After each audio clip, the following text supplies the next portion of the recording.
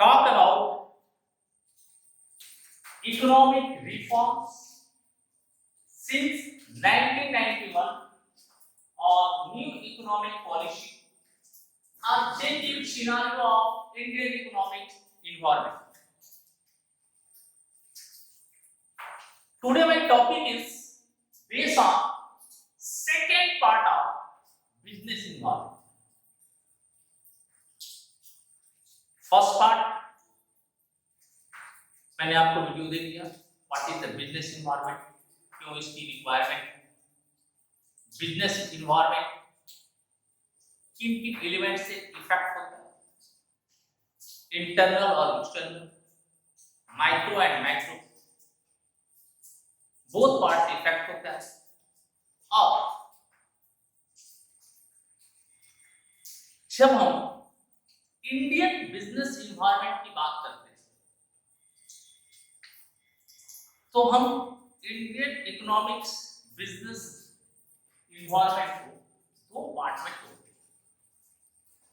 हैं, एक बिफोर 1991, एक आफ्टर 1991। बिफोर का जो सिस्टम था वो पूरी तरह से पब्लिक सेक्टर डिपेंड था, यानी जो कुछ बड़ी इंडस्ट्री जो कुछ भी करती थी सबका जो कंट्रोलिंग पावर था वो गवर्नमेंट पे था। लाइसेंसिंग सिस्टम, ब्यूरोक्रेसी सिस्टम, एक इंडस्ट्री के लिए कई तरह के लाइसेंसिंग सिस्टम, कई तरह के टैक्स, ये सब इतने जो है कॉम्प्लिकेटेड थे कि प्राइवेट सेक्टर इंटरफियर नहीं करता। 1991 से पहले कोक जैसी कंपनी ने इंडिया में अपना बिजनेस डेवलप करना उचित नहीं समझा।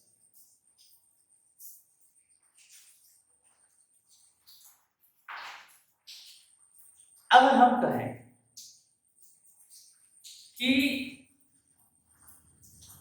ये इकोनॉमिक रिफॉर्म्स कब शुरू हुआ, कैसे शुरू हुआ, कह सकते हैं इकोनॉमिक रिफॉर्म्स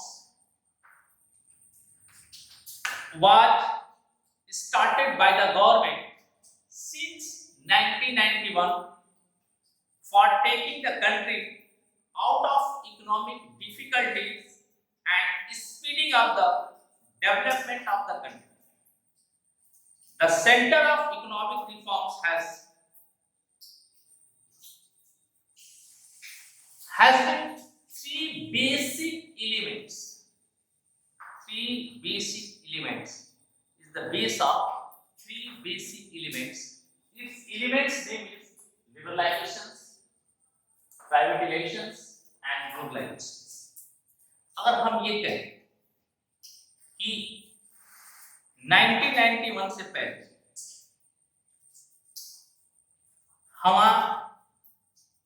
हम जो है टोटल डिपेंड हुए थे, या मैं ये कहूं कि इंडिया अपनी चीजों को देखता था आउट ऑफ कंट्री, वर्ल्ड से इसका टेक्नोलॉजी या अदर चीजों में इसका कोई रिलेशन नहीं हो पाता।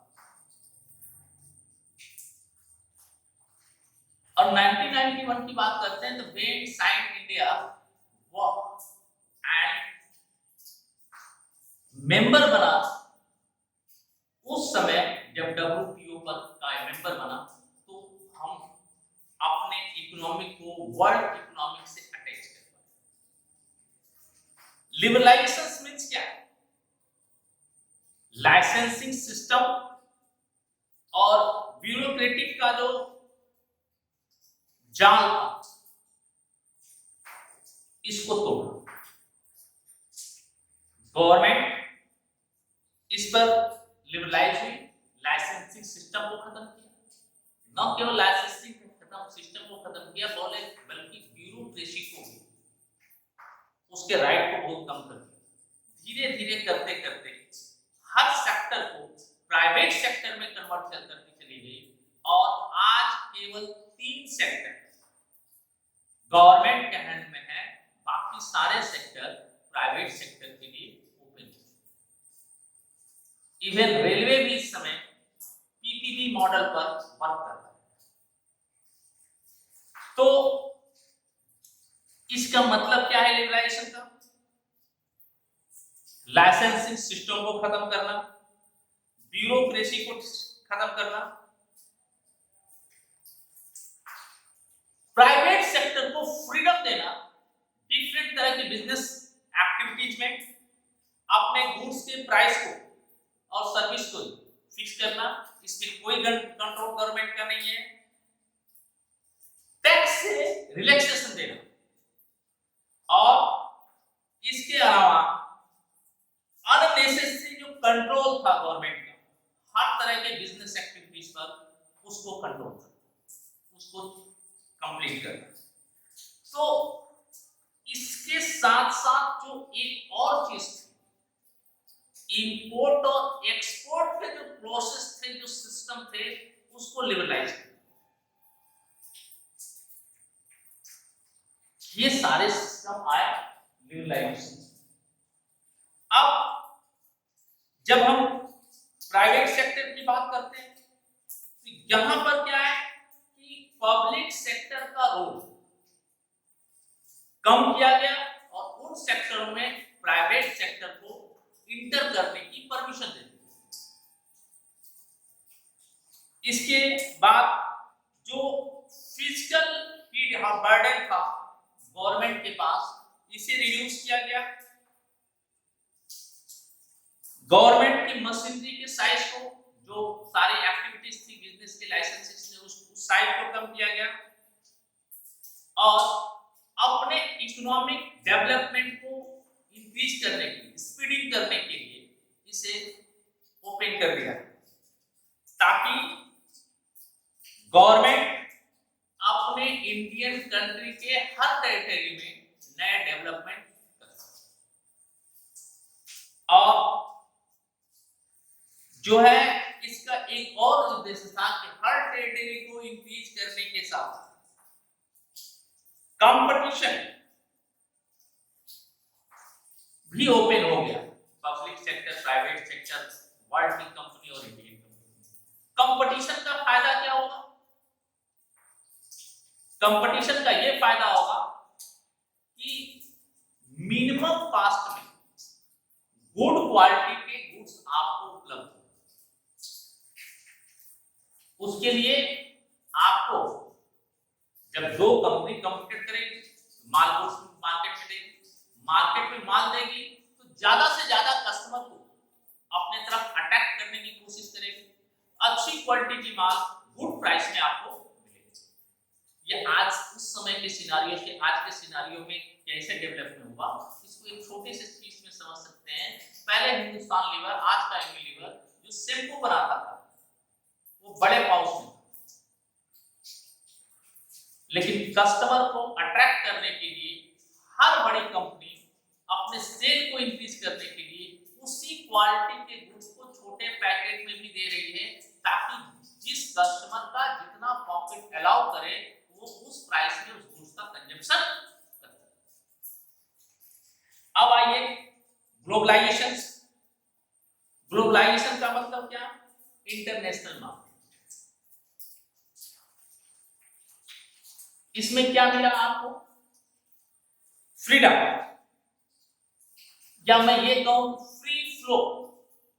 Free flow of goods and services in all the countries. जितने भी WTO के मेंबर हैं उनके मार्केट्स में गुड्स फ्री फ्लो में आप जाकर उनके मार्केट में गुड्स को बेच सकते हैं, या वो आपके मार्केट में आके गुड्स को, अपने गुड्स को बेच सकते हैं। Free flow of the capital in all the country. किसी भी कंट्री से आप यहाँ कैपिटल इन्वेस्टमेंट, फॉरेन इन्वेस्टमेंट जिसको करते हैं, वो इजीली आ सकता है। फॉरेन इन्वेस्टमेंट आएगा, डेवलपमेंट होगी, इंडस्ट्रीज बैठेगी, तो क्या होगा? आपकी एम्प्लॉयमेंट इंप्रूव होगी। एम्प्लॉयमेंट इंप्रूव होगी तो लोगों को पॉकेट में पैसे आएंगे। जब पॉकेट में पैसे आएंगे, उनकी जो इनकर्ड करने की कैपेसिटी, परचेजिंग पावर जो है वो इंक्रीज करेगी। वो इंक्रीज करेगी तो नेचुरल है नए नए तरह के गुड्स, नए नए तरह की रिक्वायरमेंट होगी,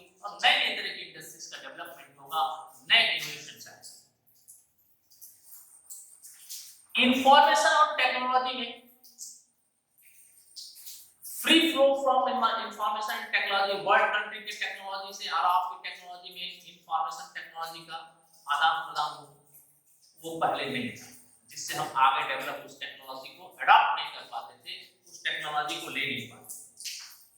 और बिजनेस के इस मूवमेंट के कारण एक देश के लोग दूसरे देश में इजीली आ सकते हैं या जा सकते हैं, और जो भी कॉन्फ्लिक्ट होगा वो सॉल्व दोनों कंट्री मिलकर करेंगे। और इसके लिए डब्ल्यूटीओ ने एक बिजनेस प्रोसेस बनाया है, बिजनेस के टर्म एंड कंडीशन बनाया है, उसके अकॉर्डिंग बिजनेस प्रोग्राम। हमारा पूरा बिजनेस एक्टिविटीज का सिनेरियो इकोनॉमिक रिस्पॉन्स सिंस 1991 के जितने एलिमेंट्स थे ये आप 9th में पढ़े हैं सीबीएसई एनसीईआरटी में, लिबरलाइजेशन, प्राइवेटाइजेशन एंड ग्लोबलाइजेशन। ये तीन एलिमेंट्स हैं, तीनों एलिमेंट्स को डेवलप किया गया। तीनों एलिमेंट्स के डेवलप करने के बाद जब हम डब्ल्यूटीओ को मेंबर बने, ये तीन चीजें हमारे सामने आई। अब ये तीन चीजें जब हम लेकर आए तो ऑब्जेक्टिव ऑफ इकोनॉमिक रिफॉर्म हमारा क्या उद्देश्य था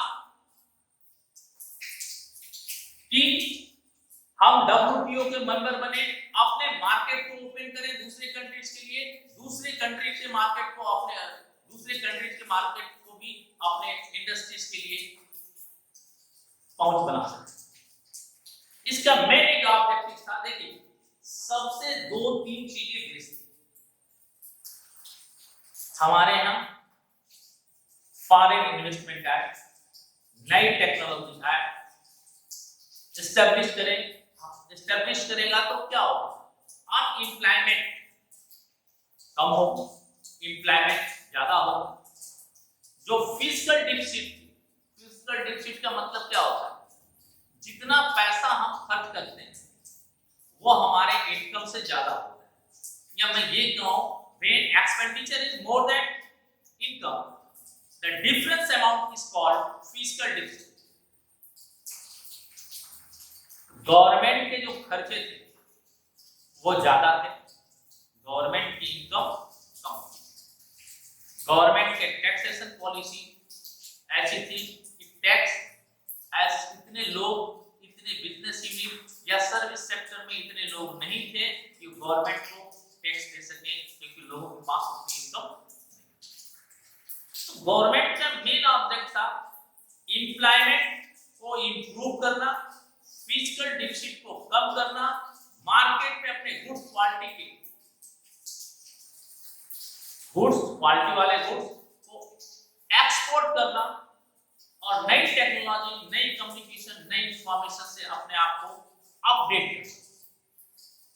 इसके बेस पर ये इकोनॉमिक रिफॉर्म हुआ।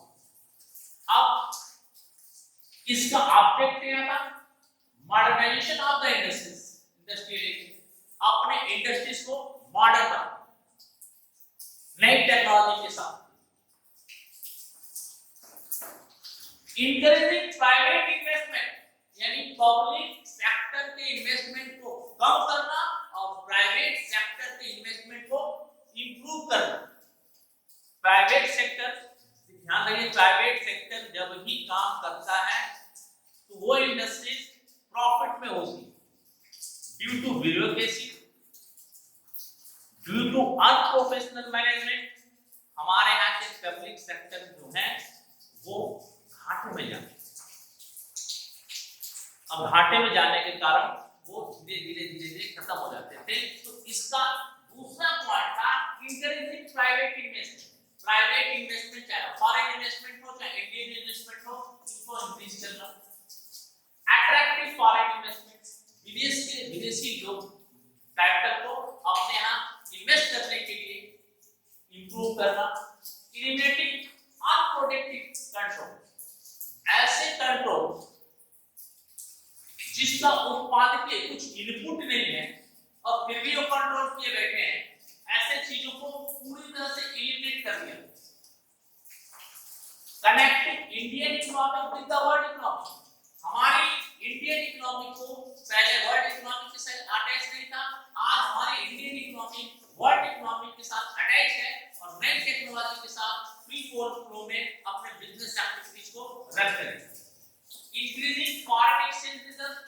जब विदेश से आएगा तो हमारे पास रिजर्व बैंक के पास फॉरेन एक्सचेंज का अमाउंट इंक्रीज करेगा। Central controlling controlling unprofitable industrial units in the public sector। जो पब्लिक सेक्टर में ऐसे यूनिट थे जो अनप्रॉफिटेबल थे, वहां डिसइन्वेस्टमेंट करके उसे पब्लिक सेक्टर में डाल। ये हमारा न्यू इकोनॉमिक रिफॉर्म का ऑब्जेक्टिव है। मॉडर्नाइजेशन, प्राइवेट इन्वेस्टमेंट को इंक्रीज करना, फॉरेन इन्वेस्टमेंट को लाना, अनप्रोडक्टिव कंट्रोल को कम करना, अपनी इकोनॉमी को वर्ल्ड इकोनॉमी के साथ अटैच करना, फिस्कल डिफिसिट जो घाटे का बजट होता है उस पर कंट्रोलिंग करना, फॉरेन एक्सचेंज रिजर्व को, इंडिया में फॉरेन करेंसियों को रिजर्व को इंक्रीज करना, और अनप्रॉफिटेबल इंडस्ट्रियल यूनिट जो पब्लिक सेक्टर में थे यहां से इसको डिसइन्वेस्टमेंट के माध्यम से, यानी गवर्नमेंट अपना शेयर बेच देगी प्राइवेट सेक्टर को, उस पर कंट्रोलिंग पावर प्राइवेट सेक्टर का होगा, और प्राइवेट सेक्टर उस चीज को कंप्लीट करेगा, चलाएगा, तब वो यूनिट प्रॉफिटेबल में आएगी। अब इस ऑब्जेक्ट को फुलफिल करने के लिए गवर्नमेंट ने, इंडियन गवर्नमेंट को मेजर स्टेप लेना पड़ा।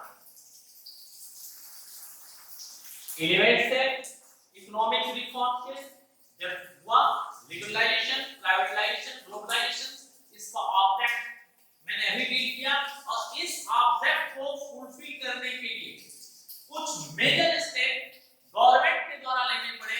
वो मेजर स्टेप क्या थे? New industrial policy. गवर्नमेंट ने अपने पुराने इंडस्ट्रियल पॉलिसी को हटाया, इसके जगह पर इसके according new economic industrial policy को अडॉप्ट किया। उसके अकॉर्डिंग इंडस्ट्रियल पॉलिसी चल रही है। न्यू ट्रेड पॉलिसी लाया, मैंने बताया एक्सपोर्ट, इंपोर्ट और इनलैंड ट्रेड के लिए। जैसे मान लीजिए GST one nation one tax है, तो पहले था कि एक राज्य से दूसरे राज्य का टैक्स रेट अलग था, हर जगह 2-3 दिन 4-4 दिन 10-10 दिन गाड़ियां टैक्स मैटर के लिए खड़ी हो जाती थी। अब वो चीजें को हटा दिया। फिस्कल रिफॉर्म, जो घाटे का बजट बनता था उसको नए कॉन्सेप्ट के साथ बनाने की चेष्टा की गई, ताकि हमारी इनकम के अकॉर्डिंग हम एक्सपेंडिचर कर सकें, हम डिफिसिट बैलेंस शीट न भेजें। मॉनेटरी रिफॉर्म, जो मनी की हमारी पावर जो अदर कंट्री के साथ अटैच होती थी, इसको रिफॉर्म करना। कैपिटल मार्केट, पूंजी बाजार, जहां से इंडस्ट्रियल पैसा लेते हैं, इस मार्केट को नए कॉन्सेप्ट के साथ, नए मॉडर्न टेक्नोलॉजी के साथ डेवलप करना। और डिसमेंटलिंग प्राइस कंट्रोल, जो प्राइस कंट्रोल गवर्नमेंट का था, इसे हटा देना। देखिए पहले प्राइस कंट्रोल था कि आप इससे अधिक प्रॉफिट लेकर नहीं ले सकते। जब ये आया और कंपटीशन रेज हुआ, तब गवर्नमेंट ने अपने प्राइस कंट्रोल सिस्टम को हटा दिया। फिर कंपटीशन होगा तो हर व्यक्ति अच्छी क्वालिटी का माल कम से कम रेट पे बेचेगा, वहां तो कंट्रोल प्राइस का अपने आप हो जाएगा।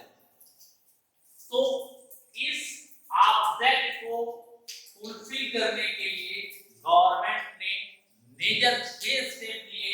New industrial policy, new trade policy, fiscal reform, monetary reform, capital market का रिफॉर्म और प्राइस कंट्रोल को खत्म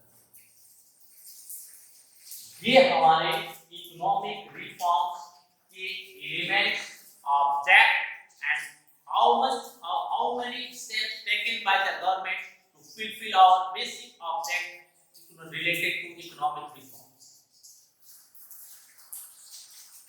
1991 से पहले हमारे देश का सिनेरियो कुछ इकोनॉमिक रिफॉर्म्स का और था, और 1991 के बाद हमारा ये सिनेरियो अलग हो।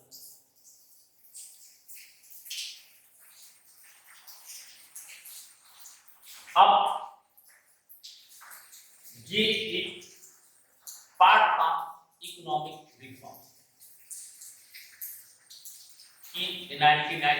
पहले क्या हुआ और उसका ऑब्जेक्ट क्या था, गवर्नमेंट ने कौन स्टेप लिए और इसके एलिमेंट्स क्या। अब आइए इसके दूसरे पार्ट। दूसरा पार्ट क्या है, इस मेजर स्टेप को टेकन करने के बाद इसके फीचर्स क्या है, यानी इस एलिमेंट के WPA को लगाने के बाद हमारे फीचर्स क्या है, डी लाइसेंसिंग। अभी मैंने बोला कि लाइसेंसिंग सिस्टम को खत्म कर दिया गया, गवर्नमेंट के कंट्रोल पावर को जो है कम कर दिया गया। साथ धीरे सारे सेक्टर प्राइवेट सेक्टर के लिए ओपन कर दिए। एट प्रेजेंट टाइम में डिफेंस सेक्टर पूरी तरह से गवर्नमेंट के अंडर में है, लगभग पूरे और सेक्टर गवर्नमेंट ने प्राइवेट सेक्टर के लिए ओपन कर दिया। Decrease in role of public sector, public sector का रोल बड़ी इंडस्ट्रीज में कम कर दिया। जो नवरत्न कंपनियां इस समय इंडिया गवर्नमेंट के पब्लिक सेक्टर में है, बाकी सारी कंपनियां जो है उसमें डिसइन्वेस्टेड है। मारुति सुजुकी में जो गवर्नमेंट का शेयर था, गवर्नमेंट अपने 55% शेयर पब्लिक सेक्टर में बेच दिए।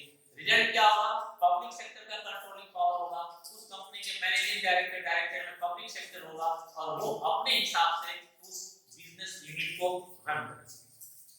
फीचर्स क्या है, delicensing, decreasing in role of public sector, disinvestment, liberalisation of foreign capital, foreign capital को लाने के लिए लिबरलाइज होगी government policy, liberal policy for the technical collaboration, technical collaboration यानी इंडियन कंपनी और फॉरेन कंपनी में टेक्नोलॉजी से रिलेटेड जो कोलैबोरेशन होगा उसके लिए गवर्नमेंट रेडी आप कर सकते हैं।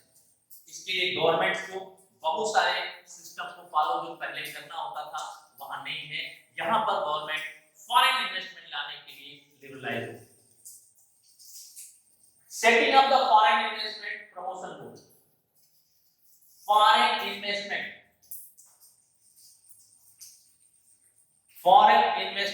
लाने के लिए गवर्नमेंट ने एक अलग से बोर्ड नियुक्त कर दिया कि किस कंट्री से कहां से कितना फॉरेन इन्वेस्टमेंट आता है। और इसलिए किया ताकि जो फॉरेन इन्वेस्टमेंट आने वाला है वो फॉरेन इन्वेस्टमेंट हमारा जो है वो कहीं से भी उसको आने में कोई प्रॉब्लम न इंडिया के अंदर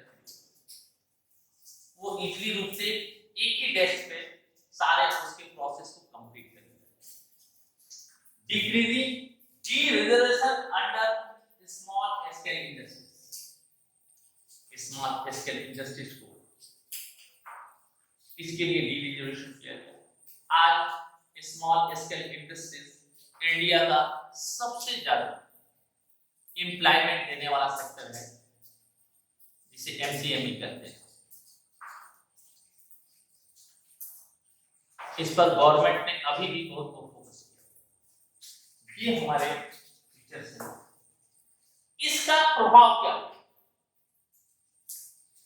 impact of economic reform of business and industry. इसका प्रभाव क्या होगा, इंक्रीज कंपटीशन। हर गवर्नमेंट के चाहे प्राइवेट हो पब्लिक हो, इंडियन कंपनी हो या फॉरेन कंपनी हो, इनके बीच में कंपटीशन शुरू हुआ। कंपटीशन का रिजल्ट क्या आया कि कम प्राइस में अच्छे क्वालिटी के गुड्स आपको मिल रहे हैं, छोटे छोटे पैकेट में आप उस प्राइस से ले रहे हैं। कंपटीशन इंक्रीज होगा तो कभी भी कंपटीशन इंक्रीज होगा तो क्वालिटी इंप्रूव होगी, प्राइस रिड्यूस होगा और चॉइस का रेंज बढ़ेगा। आप पेस्ट ले लीजिए, टूथपेस्ट देखिए, छोटे से बड़े पैकेट में हर कंपनी के इतने सारे प्रोडक्ट हो गए। आप सोप ले लीजिए, इतने सारे सोप हैं कि आपको अपने प्राइस के पॉकेट के अनुसार जैसा चाहिए वैसे रेट का अच्छी क्वालिटी के हर एक चीज आपके पास अवेलेबल है। छोटे पैकेट बढ़ गए, बड़े पैकेट बढ़ गए, प्राइस जैसा चाहे वैसा हुआ तो कंपटीशन इंक्रीज करने का ये प्रभाव।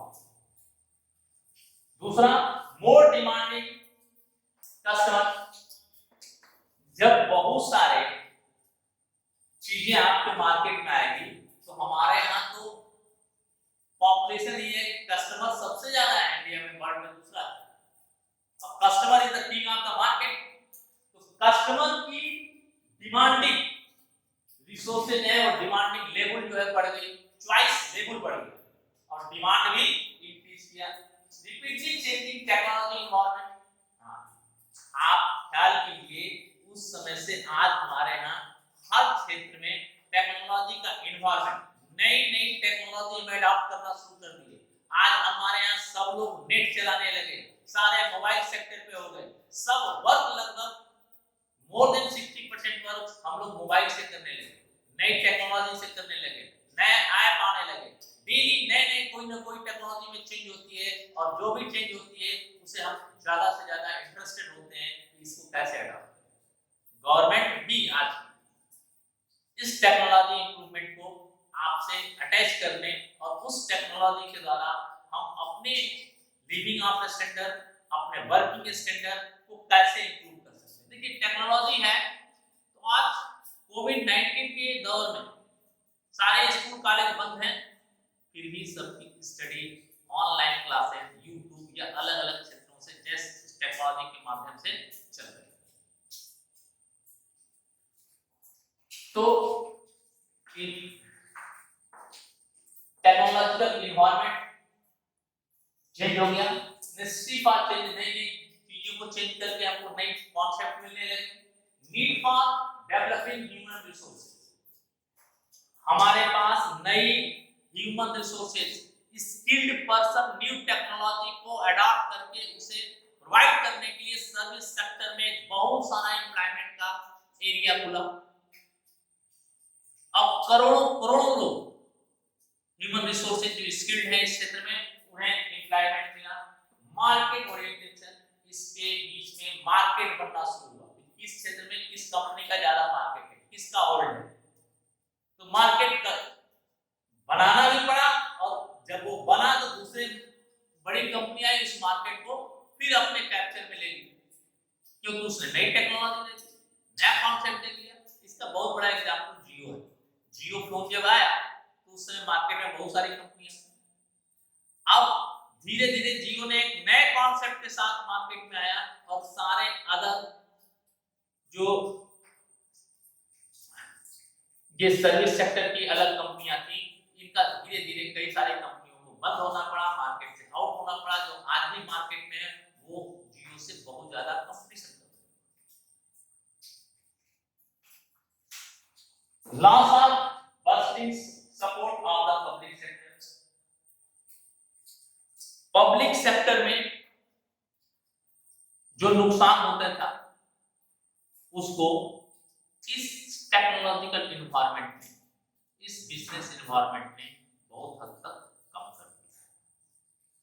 और ये हमारा प्रभाव, managerial response to change in business environment, ये बहुत इंपॉर्टेंट क्वेश्चन है कि manager response to change in business environment, manager इस बिजनेस एनवायरनमेंट का लिए मैनेजरियल रोल बहुत बड़ा इंपॉर्टेंट रोल प्ले करता है मैनेजमेंट का। इक्वाइजेशन एंड मर्जर, दो कंपनियों को फॉरेन का कोई टेक्नोलॉजी है, आपकी कंपनी दोनों मर्ज करके इक्वाइजेशन या तो मिला लिया या मर्ज कर लिया और दोनों एक नई तरीके से आप क्या बिजनेस डेवलप कर लेंगे। जैसे मारुति और सुजुकी, दो अलग अलग देश की कंपनियां नई टेक्नोलॉजी नई कॉन्सेप्ट के साथ आई और मार्केट में अपनी नई इंडस्ट्रीज के साथ डेवलप की। फिर डाइवर्सिफिकेशन, अलग अलग क्षेत्रों में इसका वितरण भी हो, जहां जिसको जिस मार्केट मिला वहां चलाया गया। कंसोलिडेशन ऑफ मल्टीनेशनल कंपनी, बड़ी बड़ी फॉरेन की मल्टीनेशनल कंपनी जो है इनका आपस में कंसोलिडेशन होना शुरू हुआ, आपस में कांटेक्ट होना शुरू हुआ। वो कंपनियां टेक्नोलॉजी देंगी, आप मार्केटिंग करेंगे, यहाँ प्रोडक्शन करेंगे, या आप टेक्नोलॉजी देंगे वहां प्रोडक्शन होगा, वो माल आकर आपके इंडिया में बिकेगा। ये नई तरह की मल्टीनेशनल कंसोलिडेशन हुआ। ब्रांड बिल्डिंग, जैसे जैसे ये चला तो ब्रांड बिल्डिंग, लोगों के मन में आज हमारे आपके मन में अरे बढ़िया कंपनी की ब्रांड, ब्रांडेड, सु ब्रांडेड है, सर्ड ब्रांडेड है। एक ब्रांड बिल्ड करने का कॉन्सेप्ट कंपनियों में आया और बहुत सारे एडवर्टाइजमेंट के माध्यम से वो अपने कंपनी के प्रोडक्ट का जो नेम और फेम है ये लोगों के बीच में उनके माइंड में सेट करना और सेट करके जब भी वो मार्केट में जाए तो उस गुड्स को भी डिमांड करें। इस मार्केट डिमांड को इसको हम ब्रांड बिल्डिंग के नाम से।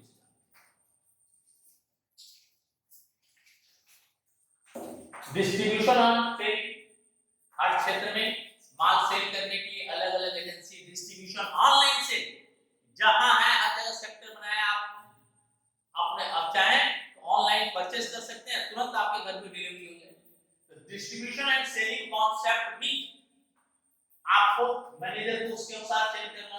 कैपिटल स्ट्रक्चर, पहले कैपिटल स्ट्रक्चर जो सेंट्रलाइज था, अब कैपिटल स्ट्रक्चर इन्वेस्टमेंट का कंपनियों में डिसेंट्रलाइजेशन कॉन्सेप्ट चलने लगा। कस्टमर फोकस, और जितनी भी कंपनियां हैं जो मैनेजर है, जो मैनेजमेंट है, अपने प्रोडक्ट को सेल करने के लिए कस्टमर पर ज्यादा फोकस करता है। कस्टमर पर फोकस किया, कस्टमर की यूनिट, कस्टमर, फिर मैं बोल रहा हूं customer is the king of the market. Customer पर फोकस नहीं करेगा, कस्टमर डिमांड नहीं करेगा, आप लाख कुछ करते रहिए, वो प्रोडक्ट आपका सेल। आज के कंपटीशन में क्योंकि प्राइस से लेकर टेक्नोलॉजी से लेकर और क्वालिटी से लेकर कस्टमर बहुत अवेयर है, बहुत सावधान है, और वह जब भी गुड्स को परचेज करने जाता है तो इन सब चीजों को अपने माइंड में सेट करता है। उसके बाद वो डिसीजन लेता है कि किस टेक्नोलॉजी को किस तरह की चीजें लेनी चाहिए। इसके लिए हर कंपनी के मैनेजमेंट को कस्टमर पर फोकस करके अपने ब्रांड को बिल्ड करना चाहिए, अपने प्रोडक्ट को करना चाहिए। किस तरह की चीजों को डिमांड है, कस्टमर किस चीज का चॉइस करता है, उसका टेस्ट क्या है, किस एरिया के कस्टमर को क्या टेस्ट है, क्या चॉइस है। अगर उसके टेस्ट, चॉइस, प्राइस, क्वालिटी के अकॉर्डिंग हम गुड्स को नहीं लेंगे तो कस्टमर कभी भी हमारे तरफ नहीं आएगा, हमारे प्रोडक्ट को परचेस नहीं करेगा। उसका फोकस हमारे तरफ नहीं होगा। उसके फोकस को अपने तरफ मूव करने के लिए, अपने तरफ अट्रैक्ट करने के लिए मैनेजमेंट को नई नई पॉलिसी, नई नई सिस्टम से चलना पड़ता है। प्रोडक्शन कैपेसिटी, कितनी डिमांड है हमारे प्रोडक्शन कैपेसिटी क्या है, उसी के अकॉर्डिंग पॉलिसीज को बनाना।